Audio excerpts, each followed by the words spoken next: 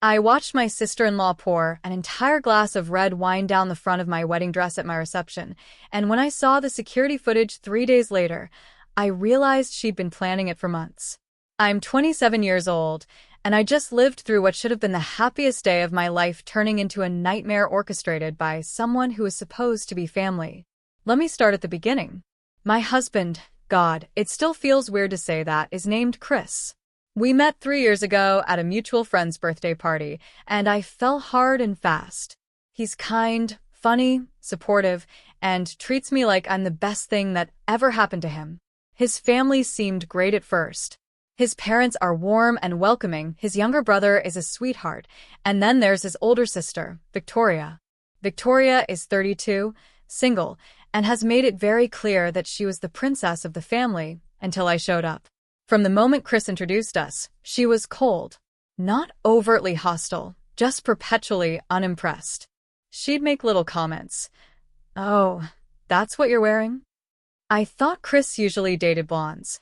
How nice that you're so comfortable with yourself." I tried. I really tried. I invited her to lunch, sent her thoughtful birthday gifts, included her in wedding planning. She'd show up late, barely engage, and leave early. Chris noticed, but always made excuses. That's just how Victoria is. She takes time to warm up to people. 3 years later, she still hadn't warmed up. When we got engaged 8 months ago, Victoria's coldness turned into something sharper. She made comments about how young we were not, how Chris was rushing into things. We'd been together for years, how marriage was just a piece of paper anyway. But the real problem started when we were finalizing wedding details. I'd chosen my bridesmaids, my two sisters, my best friend from college, and Chris's younger cousin Emma, who I'd gotten close with. I didn't ask Victoria to be a bridesmaid. Not out of spite, but because we barely had a relationship. She'd made it clear she wasn't interested in being close to me, so I didn't force it. She was furious. Chris's mom called me, gently suggesting I reconsider. Victoria's hurt. She's Chris's only sister. It would mean a lot to her. "She's never shown any interest in being part of my life," I said. "Every time I've tried to include her, she's been dismissive or rude. I'm not giving her a bridesmaid position, out of obligation." Chris backed me up, which I think made Victoria even angrier. 2 months before the wedding, Victoria showed up to a family dinner in a white dress. Not cream, not ivory, stark white, with lace details, looking exactly like something a bride would wear to a rehearsal dinner or bridal shower. "That's an interesting choice," I said carefully. She smiled. "What?" "I like white. It's slimming." Chris's mom looked uncomfortable. "Victoria, honey, maybe you could change? We're celebrating Chris and Maya's engagement." "I'm not changing. If Maya has a problem with me wearing white to a casual dinner, that's her insecurity, not my problem." I let it go. It was a family dinner, not the wedding. Pick your battles, right? 3 weeks before the wedding, Victoria texted me a photo. Her in a floor-length white gown, fitted, elegant, gorgeous. "What do you think?" "I'm thinking of wearing this to your wedding." I stared at my phone. She couldn't be serious. I called Chris. "Your sister just sent me a photo of a white dress she wants to wear to our wedding." "What?" "Let me see." I forwarded it. Long silence. That's completely inappropriate. Can you talk to her?" He did. I heard his half of the conversation from the other room. "You can't wear white to someone's wedding, Victoria. You know that." "No, it's not a suggestion. It's a basic rule. I don't care if you already bought it. Then return it." "Victoria, I'm not arguing about this. Wear literally any other color." "Fine, be upset. You're still not wearing white to my wedding." I thought that was the end of it. The day before the wedding, at the rehearsal dinner, Victoria showed up in a cream-colored dress. Not quite white, but close enough to make a statement. My maid of honor, my sister Rachel, leaned over. Is she serious right now? Apparently. Want me to accidentally spill something on her? Tempting, but no. Let's just get through this. The rehearsal went fine. Victoria was cold but civil. She gave a toast that was technically nice but had undertones. Chris has always been too trusting, too willing to see the best in people. I hope that works out for him. Everyone laughed awkwardly. Chris squeezed my hand under the table. The wedding day was perfect. The venue was beautiful, a historic estate with gardens and a ballroom with crystal chandeliers. My dress was everything I dreamed of. Ivory lace with a fitted bodice and a full skirt that made me feel like a princess. We'd hired a photographer, a videographer, and because the venue required it for insurance purposes, they had security cameras throughout the property. The ceremony was perfect. Chris cried when he saw me. I cried reading my vows. His parents cried. Even Victoria had misty eyes, though her expression was hard to read. The reception started beautifully. Our first dance was magical. The speeches were touching. Dinner was delicious. I was dancing with my dad when I noticed Victoria at the bar, ordering a drink. She was wearing the white dress. Not the cream one from the rehearsal dinner. The actual white dress from the photo she'd sent me. The one Chris had explicitly told her not to wear. I felt my chest tighten. Rachel saw my face, followed my gaze, and her mouth dropped open. "You've got to be kidding me. I'm not dealing with this tonight," I said. "It's my wedding. I'm not letting her ruin it." But she was already making her way toward me. White dress, red wine in her hand, smile on her face. "Maya, beautiful bride. Can I steal you for a quick photo?" Every instinct screamed danger. "Maybe later, Victoria. I'm dancing with my dad." "Oh, come on, just one photo." For Chris's mom. She wants a photo of all her kids with the bride. She looped her arm through mine before I could protest, pulling me toward a clearer area. Her wine glass was in her other hand, held at an odd angle. "Victoria, you're going to spill." She stumbled. The entire glass of red wine arced through the air in slow motion and splashed across the front of my dress. The ivory lace turned dark crimson instantly. Wine soaked through the bodice, dripped down the skirt, pooled at my feet. The music stopped. Everyone turned to look. Victoria's hand flew to her mouth. "Oh my God. Oh my God. I'm so sorry. My heel caught. I didn't mean to." I stood there, frozen, watching red wine drip off my dress. Chris rushed over. "What happened?" "It was an accident," Victoria said, her eyes wide and horrified. I stumbled, "And Maya, I'm so sorry. I'll pay for the cleaning." I couldn't speak. I just stared at the ruined dress. The dress I'd spent months choosing. The dress I'd saved for. The dress I was supposed to wear for the rest of my wedding. Rachel appeared with napkins, trying to blot the stain. It just made it worse, spreading the wine deeper into the lace. "I have a backup dress," I said mechanically. "From the photo shoot. It's simpler, but..." "I'll help you change," Rachel said, guiding me toward the bridal suite. As we walked away, I heard Victoria's voice, thick with tears. "I feel terrible. I ruined her dress. I'm the worst sister-in-law ever." Chris's mom was comforting her. "It was an accident, honey. These things happen." In the bridal suite, I changed into the backup dress, a simple white cocktail dress we'd used for engagement photos. Nice, but not a wedding dress. Not my wedding dress. Rachel was furious. "That wasn't an accident. Did you see how she was holding that glass? At an angle, like she was ready to throw it." "I don't know. Maybe it really was an accident." "In the white dress you specifically told her not to wear? On the exact day she decides to defy you? Come on, Maya." I went back to the reception. Everyone was very careful not to mention the dress. We danced, cut the cake, threw the bouquet. Victoria left early, still devastated about the accident. The wedding ended. We went on our honeymoon. I tried to put it behind me, but it nagged at me. The way she'd grabbed my arm, the angle of the glass, the perfect timing. When we got back, I called the venue coordinator. "This is going to sound weird, but do you still have the security footage from my wedding? We keep it for 90 days. Is something wrong? Can I see the footage from the reception?" Around 8:30 p.m. She was hesitant, but agreed. I went in the next day, sat in her office, and watched the security feed. The camera had a clear view of the bar and the dance floor. I watched myself dancing with my dad. Watched Victoria at the bar, ordering her drink. And then I watched her test it. She picked up the glass, held it at an angle, made a small tossing motion, not enough to spill, just testing the weight and trajectory. She looked around, making sure no one was watching. Then she walked purposefully toward me. No stumble. No caught heel. She walked straight up to me, arm extended, and threw the wine. It wasn't an accident. It was deliberate, calculated, planned. I watched it 3 times, feeling sick. "Can I get a copy of this footage?" I asked. The coordinator looked at the screen, then at me. Her face was grim. "Absolutely. I'm so sorry. Do you want me to testify if you need it?" I took the flash drive home. Showed Chris. He went pale, then red, then pale again. She planned this. She tested the throw. She ruined my dress on purpose because she was mad about the white dress rule. Because she wasn't a bridesmaid. Because I exist.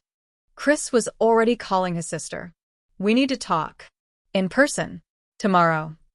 Victoria showed up at our apartment the next day, still playing the role of apologetic sister-in-law. She brought flowers and a card. "I'm still so sorry about the dress. I've been beating myself up." "Cut it out," Chris said coldly. "We have the security footage." Her face froze. Chris pulled up the video on our TV. We watched together as Victoria tested the wine throw, checked her surroundings, and deliberately threw it at me. The silence after it ended was deafening. "I can explain," Victoria started. "Explain what?" I asked. "Explain how you planned to ruin my wedding dress? How you wore white even after being told not to? How you threw wine on me on purpose and then played victim?" "You embarrassed me," she burst out. "You didn't make me a bridesmaid. You told me I couldn't wear what I wanted. You made me look bad in front of the whole family. I didn't make you a bridesmaid because we're not close. You've been cold and rude to me for 3 years because you took my brother away from me. Everything used to be about family, and then you showed up and suddenly it's all about you and your relationship and your wedding." "That's not Maya's fault," Chris said quietly. "That's called growing up. That's called me having my own life. You used to tell me everything. We used to be close. And then she came along and you barely call me anymore." "I barely call you because every time I do, you're rude about Maya. Every conversation turns into subtle digs or criticism. You push me away, Victoria. So you chose her over me." "I chose my wife. My partner. The person I'm building a life with. That's what adults do. And you responded by deliberately ruining her wedding dress." Victoria's face crumpled. "I just wanted to matter. I wanted to feel like I was still important to you. So you sabotaged my wedding?" I asked. "You made yourself the center of attention by destroying my dress and playing victim? That was your plan to feel important." She didn't answer. "Get out," Chris said. "Get out of our apartment. Don't call me. Don't text Maya. Don't show up at family events until you can genuinely apologize and mean it." "Chris," I said, "get out. You ruined my wife's wedding day. On purpose. I watched you do it. I don't want to see you right now." She left, crying. Chris's parents called 2 hours later. Victoria had gone to them, spun a story about us attacking her over an accident, about Chris choosing his wife over family. Chris sent them the video. They called back an hour later, both on the phone, apologizing profusely. His dad was furious. His mom was crying. "We'll pay for a new dress," his mom said. "We'll pay for professional cleaning of the original. We'll pay for anything. We're so sorry." "We don't want money," I said. "We want Victoria to take responsibility. Real responsibility. Not the fake crying she did at the wedding." "She's claiming it was still an accident," Chris's dad said heavily. "That she stumbled, and the video doesn't show that clearly." "The video shows her practicing the throw," Chris said. "There's no ambiguity here." Silence on their end. "We'll handle Victoria," his dad said finally. "This is unacceptable." They cut Victoria off financially. She'd been receiving money from them to supplement her income. They canceled the family vacation they'd planned where Victoria was going to be included. They made it clear to extended family what had happened and that Victoria was not welcome at family events until she made genuine amends. Victoria tried to spin it on social media, posted a long, Tearful story about being bullied by her new sister-in-law, about how families should forgive accidents, about how she was being punished for a simple mistake. 3 people sent her the security footage. She deleted the post within an hour. But the damage was done. Comments on her other posts started appearing. Isn't this the woman who purposely threw wine on her sister-in-law's wedding dress? Imagine being so jealous you sabotage someone's wedding. This is pathetic behavior. She locked her accounts. Last I heard, from Chris's cousin Emma, Victoria had to leave her book club because word spread about what she did. Her friend group started distancing themselves. Her co-workers found out. Someone knew someone who was at the wedding, and she became known as the woman who ruined her brother's wedding. The reputation stuck. Chris's mom called me last week. Victoria wants to apologize. Really apologize. Can she call you? I'm not ready. I understand. But Maya, she's really struggling. This has cost her a lot. She cost herself, I said. She made a choice to publicly humiliate me on my wedding day. She planned it. She tested it. She executed it. And then she lied about it and played victim. Those were all her choices. I know. You're right. She's my daughter. It's hard to watch. She's your daughter, who deliberately threw wine on your other daughter-in-law's wedding dress. I'm sorry it's hard for you, but it is a lot harder for me to watch my wedding dress get ruined and then have her pretend it was an accident while everyone comforted her. Silence. Then, you're right. I'm sorry. Take all the time you need. That was 2 weeks ago. Chris and I are doing great. We got the original dress professionally cleaned. The stain came out about 80%, and we're having it preserved as is. A reminder, maybe, of what we survived. We also had professional photos taken with me in a new dress, a different style, one I actually love more than the original. Those are the photos that will go in our album, on our walls. And we had one printed from the security footage. Not the moment of the throw, the moment right before. Victoria holding the wine glass at an angle, looking around, checking if anyone's watching. We framed it, put it in her home office. Chris was against it at first. Isn't that kind of petty? It's a reminder, I said, that people will show you who they are if you pay attention. That not everyone who smiles at you wishes you well. That evidence matters. He agreed. Victoria finally sent me a letter last week. Handwritten, 6 pages long. She admitted it wasn't an accident. Admitted she'd planned it. Admitted she was jealous and angry and felt replaced. She apologized. Said she was in therapy. Said she understood if I never forgave her, but hoped one day we could have some kind of relationship. It was probably the most honest she'd ever been with me. I'm still not ready to respond. Maybe someday. Maybe when enough time has passed and she's proven through actions, not just words, that she's changed. But for now, I'm focusing on my marriage, on my life with Chris, on building something beautiful with someone who chose me, defended me, and believed me when I said something felt wrong. Here's what I learned. Trust your instincts. When something feels off, it probably is. When someone shows you patterns of disrespect, believe them. And when someone ruins something important to you, you don't owe them immediate forgiveness just because they're family. Family doesn't get a free pass to hurt you. And sometimes the worst betrayals come from the people who smile while they're holding the knife, or in this case, the wine glass. I didn't let Victoria wear white to my wedding, so she found another way to make it about her. She got her moment in the spotlight. But I got something better. I got a husband who stood by me, in-laws who believed evidence over excuses, and the satisfaction of knowing that her desperate bid for attention cost her far more than it cost me. She ruined my dress, but she ruined her own reputation. And unlike lace, that kind of stain doesn't come out in the wash. The security footage doesn't lie. And neither do I. Victoria wanted to be important. She wanted to matter. She wanted to be the center of attention. She got her wish, just not in the way she planned.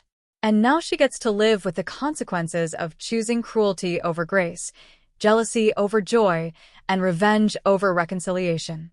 As for me, I'm living my best life with my husband, in our home, with our future ahead of us. And my backup wedding photos are gorgeous. Sometimes the best revenge isn't revenge at all. It's just living well. And keeping the receipts.